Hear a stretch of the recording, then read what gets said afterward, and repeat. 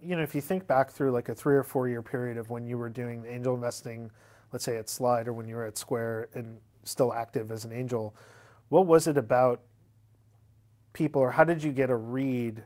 Was it a mix of diligence, or you just met someone and how they answered your questions, or is it just all over the map and how you make a determination? Usually it would be based upon my actual personal interaction, less so with diligence. That could confirm your instincts. I think diligence is a great confirmatory step. It's usually not an insightful step. So what I would do is, gut test my intuition about somebody, especially if there were known quantities. Once in a while, the referral is so compelling from such an extraordinary source who usually grades people on a very tough curve, and it comes in and says, this is the best person I've ever worked with. This is the best founder I've ever met.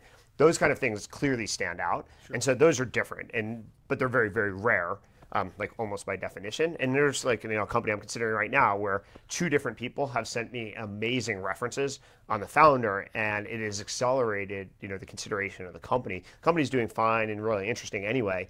But when you get those kind of sources of feedback from people you trust, it makes you pay attention. But fundamentally, I tried to find the people myself.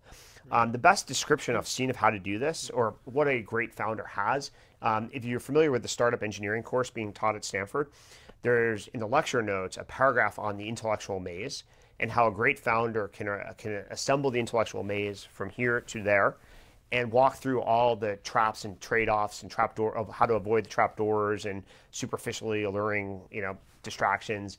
That's what you're really looking for, is someone who has that in their brain and they can communicate it and just with this degree of passion that there's nothing that's going to stop me from going from here to there. And so just a final question on that. So let's take aside the referrals or introductions you got to investments you made and those people found a way to get in front of you. I know personally that you have met with a lot of founders who just reach out to you cold. You met them and it happened. So what did those types of people do who didn't have the intro? That's a really good question, because you want to leave a certain percentage of your time open to people that aren't coming from deeply networked places, that aren't well connected.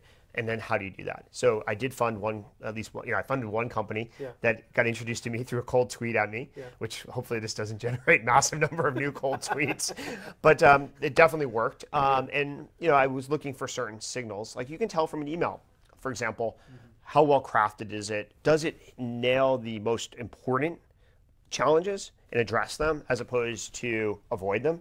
There's signals in how do people sort of communicate. So someone who can talk about the future of payments, there's 2 or 3 things that are really fundamental. And if you get those right, you've got a shot at making it. And then there's a lot of distraction.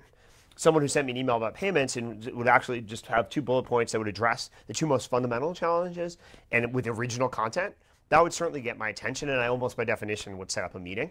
Whereas if they just had the standard, oh, payments is interesting, blah, blah, blah, I've got this new product, that's not going to get a meeting absent some other connection. So that's just an example.